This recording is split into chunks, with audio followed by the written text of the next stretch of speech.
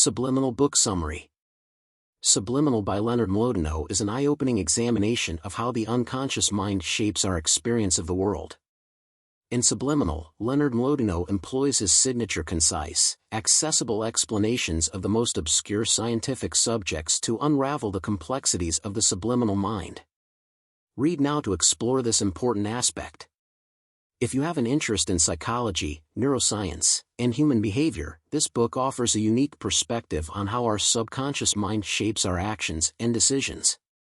If you want to explore the hidden forces that drive human behavior, this book can be an eye-opening experience. Introduction. Today we will discuss the book, Subliminal, How Your Unconscious Mind Rules Your Behavior, in which we will learn how our unconscious mind rules our behavior, written by Leonard Mlodinow. Do you know how we make decisions? Do we form our opinion keeping all the facts in front? Or make decisions with the suggestion of your subconscious mind? We are going to understand all this in detail in this book. Instead of making decisions based on facts as a conscious person, we go by our subconscious mind. Our subconscious can inspire us to do strange things. This book summary will help you understand life's critical questions. 13 such ideas have been told in the book. By understanding, you will understand how the subconscious mind works. Idea 1. Many theories tried to understand the subconscious mind, but modern techniques finally exposed its complacency. For centuries, philosophers have speculated about the nature of the subconscious mind. For example, in the 1700s, Immanuel Kant pointed out that our mind does not experience objective realities. Instead, it creates its reality. In 1900, Sigmund Freud explained one explanation of the subconscious mind, which became famous. Freud stated that the subconscious mind often becomes abnormal and unhealthy due to negative attractions and painful memories. However, at that time, it wasn't easy to unlock the secrets of the subconscious mind. Later, the research began to move into other areas, and many scientists began to argue that humans were like animals with complex brains but understandable machines like computers. However, by the 1980s, new research rekindled our interest in the subconscious. And at the same time, new technology has finally enabled us to understand the process of formation and functioning of the brain. Functional magnetic resonance imaging technology allowed neuroscientists to scan the brain structure and blood flow changes with 3D precision. This information has helped us a lot in understanding the subconscious. From this, we know about the 3 interdependent layers of the brain. The most profound and oldest layer is the reptile, responsible for breathing, eating, and fighting or flying instincts. Then there is the second layer. This part has the sophisticated older mammalian or limbic system, which is responsible for subconscious social perception, how you think and behave in society. Above this is the neocortex, which promotes goal-oriented actions and conscious thought. It is also associated with the expression of gaze, fingers, and facial expressions. It is found in abundance in us humans. Idea 2. The subconscious mind collects raw data from our senses and summarizes it for our conscious mind. If you hear a loud, sudden bang, you'll likely react quickly and try to defend yourself. This is because when your subconscious mind senses danger, it automatically works to protect you from danger. This subconscious awareness of the environment developed long before the conscious understanding of our ancestors. Its primary goal was to keep us alive, avoid threats, and find food and mates.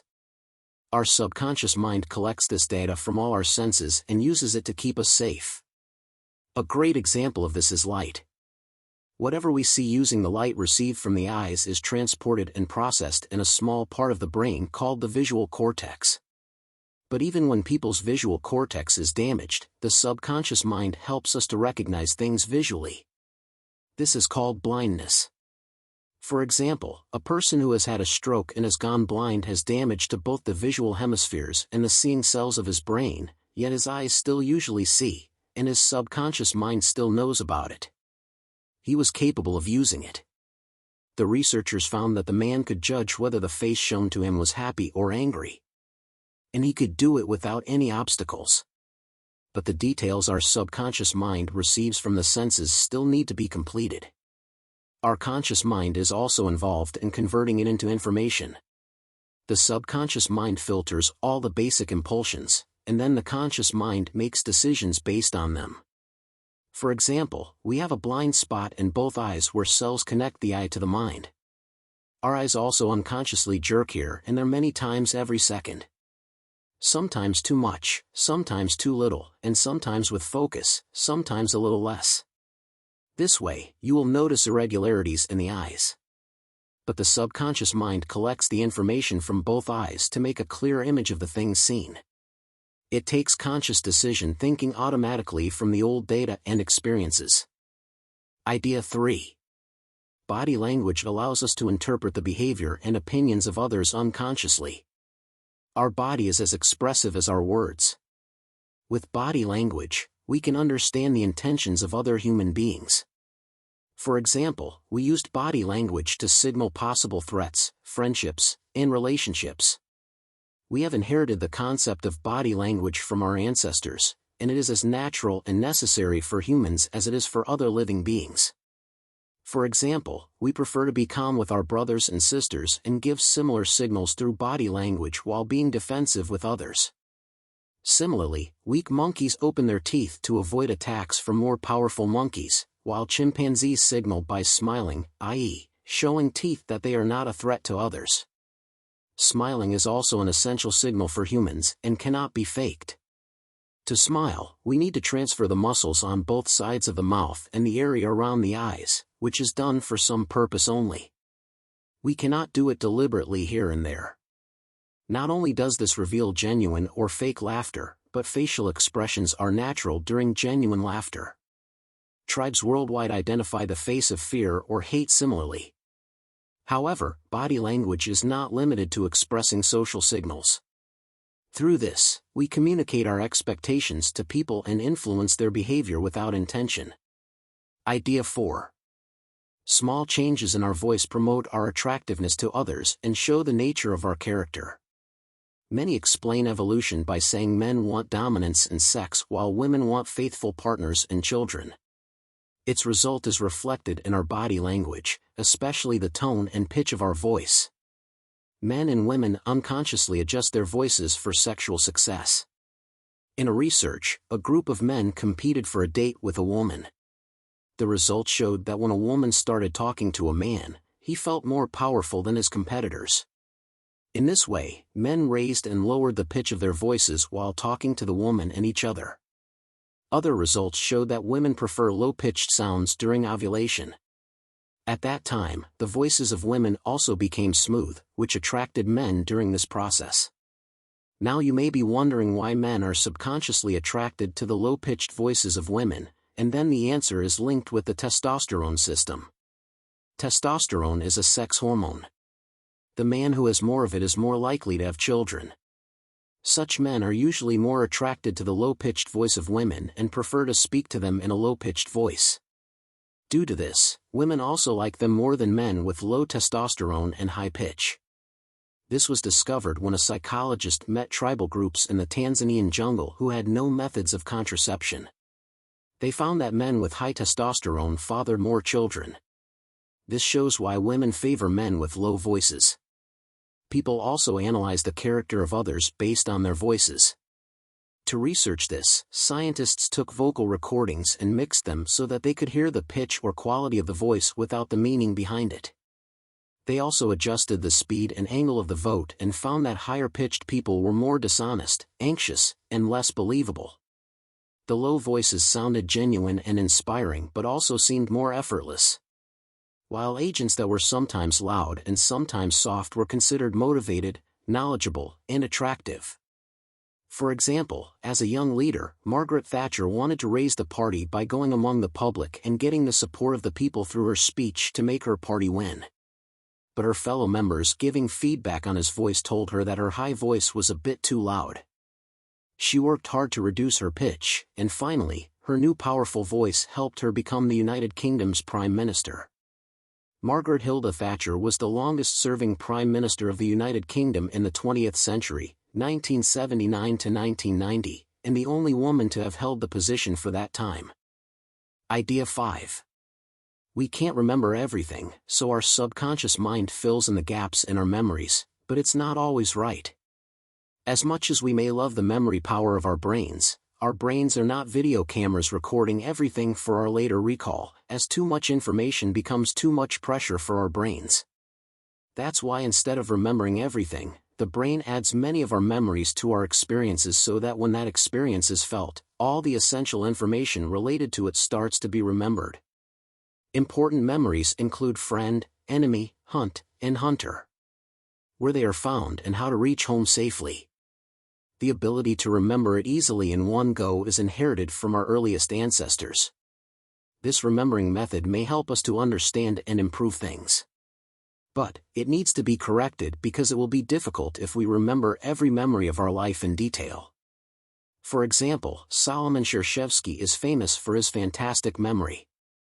He could remember the exact series of words spoken, but sometimes he did not understand the meaning of the sentences he remembered. So he starts to remember the speaker's spoken words as well as notice their facial expressions. Therefore, next time he had no difficulty remembering the words and recognizing the speaker by recognizing the facial expressions of the familiar faces he had heard. We usually remember small parts of our experiences. Converting similar experiences to stories helps to put everything together. Our subconscious mind does the same. It creates stories of different memories and those moments related to life. And stores them by connecting with any experience related to that moment, so just by remembering that experience again, the whole story starts revolving in mind. But sometimes, it can inspire us to make mistakes. Research has shown that 25% of witnesses pick the wrong suspect from a lineup, and 75% are innocent. In one such case, a rape victim chose the man she believed to be the rapist and had to go to jail for this crime. But the actual rapist was not in the lineup. Investigating the matter thoroughly, during the DNA checkup, it was found that the actual rapist was not him but another man. The victim wrongly remembered the rapist's face instead of correctly recognizing the image of the rapist in the subconscious, even after seeing both men. Idea 6. Our emotions are generated from subconscious biases and sensory data, so our conscious mind cannot uncover its roots. The human mind is not fully capable of helping us understand our feelings. Its legacy of evolution, our ancestors' primary motivation was to survive and breed or grow their generation, not to understand themselves, so they put little time into it. Hence, it's new for us to recognize and deal with our emotions. It has become difficult. This difficulty comes from the fact that our subconscious mind produces our feelings. Emotions work in these ways. The surrounding environment provides data to our senses, for which our subconscious responds physically. It is the response that we feel in the form of emotion. But because they are produced from our subconscious, we have difficulty understanding and identifying our feelings appropriately. For example, in research, there was the need to advertise a company's product, so males and females were hired. The study found that men promoted by an attractive woman were likelier to call later than men. This was because the increased heartbeat and awareness of the surroundings created an emotional response that took the form of flirtation in their conscious mind. Yet this inability to understand our feelings does not prevent us from thinking confidently enough not to share them. When we ask ourselves why we like or dislike someone, we tend to go into details, but they are often not the right signals of our subconscious feelings. In one study, male competitors were given pictures of two women and asked which one they found more attractive. He chose an image. The competitors were then given the same pictures again, but the female's face was down in that picture. They were asked to examine the card again and explain why they liked only one photo. In this way, this study continued with different photographs of many other women. The direct answer of the competitors was that they looked attractive, but no one could express the true feelings going on in the subconscious. The male competitors did not know that the researchers had swapped the pictures for the comparisons. But still, their answers were similar to the initial responses. In this way, our feelings are generated from subconscious biases and sensory data from the surrounding environment, so our conscious mind sometimes cannot understand its reasons. Idea 7. When we defend old beliefs, we are one-sided in making decisions. Our mind is made up of two opposite characters. We have our conscious mind, which thinks like a scientist, weighing evidence and seeking objective truth. Then there is the subconscious mind, which acts like a lawyer. First makes the decision, then tries to prove it right. Unfortunately, our lawyer brain is the stronger of the two brains. This leads us to support the conclusions that reinforce our beliefs instead of seeking an alternative. Also, it inspires us to organize facts according to the point of view and ignore unfavorable evidence. We all do it, even scientists are not free from such prejudices or old beliefs. They also sometimes think like this in a conscious or subconscious mind. For example, in the 1950s and early 1960s, one group of scientists believed that the universe existed in a static state without a beginning or end, while another thought that it began with a Big Bang. When radio astronomers discovered evidence of the Big Bang theory in 1964 and proved that the universe started with a big hit, some static state theory supporters still held on to their beliefs 30 years later without any solid evidence. Predefined opinions or conditions also come from how we interpret information. Even when different people are given the same information, their past beliefs influence and lead to different conclusions. Idea 8. We all think we are unique, leading us to underestimate our capabilities. In 1959, 3 mentally ill men who believed themselves to be Jesus were put together in the same room. Everyone wanted to know how it would affect their self-perception. When they were brought out a few days later, one gave up his faith and accepted himself as an average person. One accused the other of being a seducer, while the third still firmly believed he was Jesus. Thus, despite the evidence, 2 out of 3 retain their imagination, still considering themselves Jesus inside. This sounds strange. But like the example, we also try to show ourselves as memorable, so that others respect. This happens due to the desire to express ourselves with a great self-image. People often do this when their views differ from general people. For example, one study found that 75% rated themselves as average or above average among high school seniors, while 25% considered themselves top performers. However, only 5% of those students were able to become toppers. Such self-made illusions also remain in the coming life, sometimes taking people away from reality. That's why a study found that 94% of college professors consider their work above average while teaching average. Unfortunately, our exaggerated view of ourselves is different from reality. We can do better and faster than the way things are happening. In this way, being more optimistic than expected in many places makes a difference in the results. Often because of this, projects like new buildings and infrastructure go over budget because planners aim to complete them in less than enough time. For example, the U.S. General Accounting Office estimated that only 1% of new military technology purchases were delivered ahead of schedule, which could not happen in reality. We disagree that it's our fault. Development has always taken the favor of people with self-confidence and demanded to be respected by being memorable. It has been essential to our survival and growth as a species. Without this, we would have remained a fixed society, never tried for development, and would probably still be turning stones into tools. So the lesson is, continue learning by considering yourself memorable. Idea 9. Our subconscious mind compels us to be sociable because the consequences of exclusion include illness.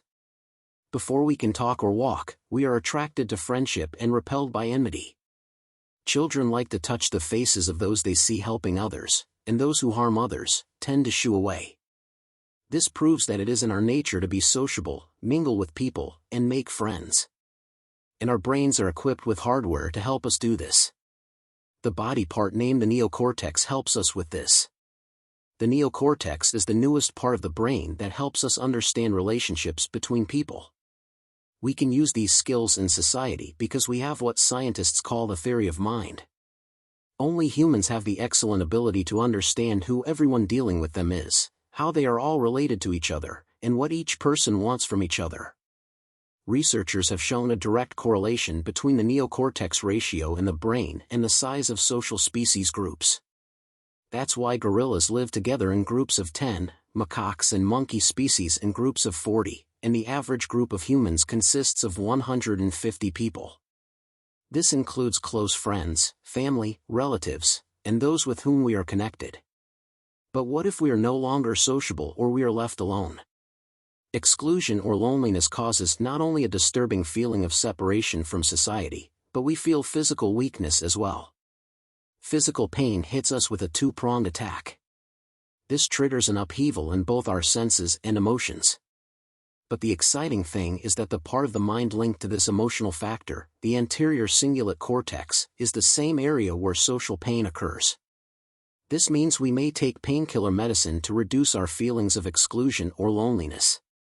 But along with this, it has also been proved that social exclusion or loneliness increases the chances of high blood pressure, obesity, and shortening of life. That's why our subconscious mind pushes us to be sociable to stay physically, mentally, and emotionally healthy. Idea 10. Social behavior is determined by the brain's chemicals and subconscious habits. Scientists and philosophers have been proving for a long time that we are unique as human beings. This is the only species that understand difficulties as we do. Yet we are not as remarkable a species as we think. Many areas of our mind run on the same principles found throughout nature. The chemicals of the mind govern the behavior of both humans and animals. For example, releasing certain chemicals in the mind gives us the power to trust. Yet many species and humans sometimes rely on and love and sometimes don't. For example, a female ewe usually gets angry at her kid when he wants to drink milk, only when she is very fond of them when giving birth. But after birth, she reverts to her old angry form. This is all due to the on and off of protein chemicals called oxytocin in her brain, which women also feel during childbirth. Humans produce oxytocin during sexual intimacy and even in a hug, a happy hormone that makes us feel good. It is not just chemicals that decide how we interact and behave consciously, but we also follow subconscious behavior patterns like animals. The researchers wanted to find out how obedient people are under normal conditions. For this, in a library, a researcher asked people to use their photocopiers and if they could use the typing machine in front of them. Without much discussion, 40% of people refused. But when the researcher offered other people a reason to use the device, the refusal rate dropped to 6%. Thus, we conclude that we follow a set of subconscious rules like a computer program. When a conversation is made with us, usually, we talk according to the discussion of the other person, and we only agree once a reason is given. Thus, instead of being the complete master of our lives, our maximum behavior is determined by factors over which we have little control. Idea 11. People rely on stereotypes and labels that influence how they view others. Do you think you are fair and open-minded? Many of us take pride in these qualities. But unfortunately, our thinking is some unclear prejudices or previously formed beliefs. One of these prejudices is how we start an opinion about someone's character based on their outward appearance. For example, one study found that if people see one shopkeeper unshaven in tattered or dirty clothes and another wearing tie and pressed clothes, they judge them accordingly. In the study, the researchers learned that people treated with wrinkled or dirty clothes had many shortcomings, while people who wore nice clothes were seen correctly. In this condition, you saw how people behaved like this under the influence of subconscious feelings. This is just one. Apart from this, many prejudices buried in our minds are difficult to detect. In a study by the Implicit Association in the U.S., people were shown some photos on a screen in a test and were asked to comment on them. One shocking result of this test was that 70% of people associated black people with words like failure and white people with success. That proportion also includes many people who consider themselves non-racist, i.e., black. This is not the only example of these hidden prejudices. These prejudices affect our society. Those prejudices inspire us, knowingly or unknowingly, to label older people as careless or retarded, or women as less capable than men. The media and culture help spread such prejudices. This phenomenon is going on in society so effectively that much effort must be made to avoid it. The first and most crucial step is to identify those prejudices. We can prevent these judgments or prejudices by spending more time with the people we label, because being together brings feelings of understanding and working together, which helps to override the labeling. The final lesson is that we cannot control our subconscious mind, but we can try to manage it. Idea 12. The habit of identifying with groups fosters prejudices in favor of group members and against non-members. We all have groups that we feel we belong to. These groups include gender, nationality, politics, and religious belief. We change our identity depending on the condition in which we find ourselves. For example, the residents of New York were divided into distinct groups by factors such as wealth and race, which separated people. But, when the World Trade Center was attacked, people saw these identities melt and come together. To become more robust, everyone started seeing themselves as New Yorkers. Our thoughts match a lot with the people of our group, so we often consider ourselves connected to the opinion of the members of that group compared to other groups and readily agree. For example, a study of professionals such as doctors and hairdressers found that they all rated their professions higher than those in other professions for their choice and diversity. Our attachment to the group also motivates us to excel or feel better than the members of other groups. In research, two such artists, Vasily Kandinsky and Paul Klee, were called to perform live. One was asked to achieve the best and the other to perform average. Usually, the best performer should have been liked by the audience, but it did not happen. The audience of other singers supported him even on his average performance and liked him only. This example shows that being part of a group gives us psychological comfort, and we show prejudices towards people who are not group members. Whether your group is correct doesn't matter, we always knowingly or unknowingly favor our group over others. Idea 13. From what we buy to whom we vote for, we base our choices in life. No one would have thought that the weather or the pronunciation of a company's name would affect its stock performance. But they do. Companies whose names are difficult to pronounce are more likely to fail than companies whose names are easy to pronounce. Many of our purchases are made based on such small reasons. These are the reasons about which we are sometimes unaware. For example, in one experiment, background music in a club influenced customers to buy different country liquors. When a French song was played on stage, most people bought French wine. When a German song was played, more German wine was purchased. When asked, the customers denied believing it, but subconsciously, they were influenced by it. It's not just in our purchasing habits. Even we choose political parties based on political positions instead of their policies based on how their prominent leaders appear. An example of this is that to make the results of the election in their favor, the political party fields a person who is famous and liked by the people as the leader of their party. Conclusion. So friends, the book's central message is that we are often unaware of what our subconscious mind is doing all the time. For example, it is always doing something to avoid danger, find food, or become powerful. It has evolved to work in this way, but it also means that we cannot understand it, but through it, we can remember the events that happened to us with accuracy. Due to its created prejudices, we consider it comfortable to be in a specific group. Practical life ideas we learn from the book. Use body language to make decisions in your favor. If you look at someone's eyes while talking, look at their eyes and other parts of their face while listening, you can exert influence. It reflects the mentality of subconscious power so that the person in front subconsciously experiences your power. That's why we talk to others by making eye contact. Calm your body and mind before making important decisions. If we are late in going to work, our body produces adrenaline hormones, so our conscious mind starts making some such decisions about work, about which we are generally unaware. Additionally, recently happening events and physical activities affect our current choices. So when we are nervous or scared of some event, subconsciously, we start considering ourselves less attractive, even if we try to express our happiness with a fake smile, but a fake smile is not enough to win the hearts of others. That's why I make essential decisions by being relaxed. Buy goods based on quality, not by being influenced by the surrounding environment. Most people prefer to drink wine while a song related to drinking is playing in the club, while when the music is not playing, the printed menu with flowers inspires people to eat food. Apart from this, We get influenced by attractive packaging and think it will mean good quality products inside it, but in reality, sometimes the goods are not better than attractive packing. Subliminal Book Review.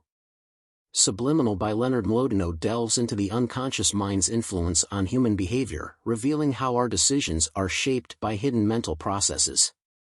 Mlodinow explores the power of perception, biases, and social cues that steer choices. Engagingly written, the book sheds light on the complexities of our subconscious, offering a thought-provoking journey through neuroscience and psychology. It underscores how much of our actions are guided by forces beyond awareness. While occasionally dense with scientific concepts, Subliminal ultimately offers a captivating perspective on the subtle forces shaping our lives, challenging readers to reconsider their understanding of decision-making and human nature. Thank you, guys. I hope you like this summary. Thank you so much. Thank you for watching. Please subscribe, like and share. See you in next videos.